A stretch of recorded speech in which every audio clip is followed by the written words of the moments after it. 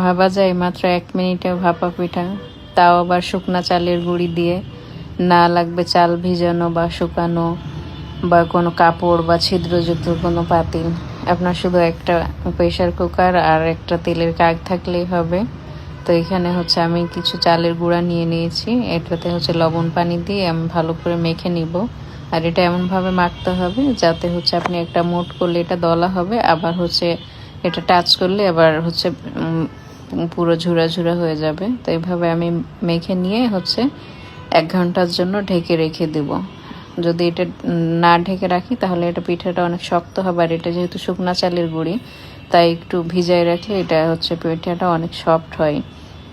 আর আমার এই পিঠা বানানোর সম্পূর্ণ ক্রেডিট হচ্ছে আমার বান্ধবীর, আমি ওর কাছ থেকে শিখেছিলাম।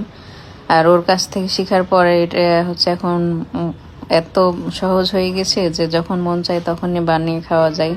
আগে যেরকম পিঠা খেতে মন চাইলে হচ্ছে খাওয়া যেত না, অনেক ঝামেলা ছিল। তারপরে হচ্ছে দেখা যেত যে অনেক কষ্ট করে চাল পিষে তারপরে হচ্ছে বানাচ্ছি, কিন্তু পিঠা আসতে হচ্ছে না, ভেঙে যাচ্ছে, অনেক ঝামেলা।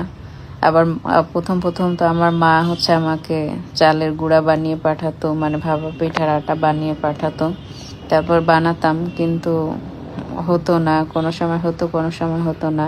তো আমাদের গ্রামের মানুষ একটা কথা বলতো, এভাবে যদি পিঠা না হতো বলতো যে কারো ছায়া লেগেছে এই জন্য হচ্ছে পিঠা হচ্ছে না। তো আসলে এটা হচ্ছে একটা কুসংস্কার, আর আমরা কুসংস্কারে খুব বিশ্বাসী। তো আমি হচ্ছে তেলের কাগের মধ্যে আটাটা দিয়ে তার মধ্যে দিয়েছি গুড় আর হচ্ছে নারকেল দিয়ে হচ্ছে প্রেশার কুকারের সিটি খুলে ওটার উপরে বসিয়ে দিয়েছি, আর বসানো 30 সেকেন্ডের মধ্যে এটা হয়ে গেছে।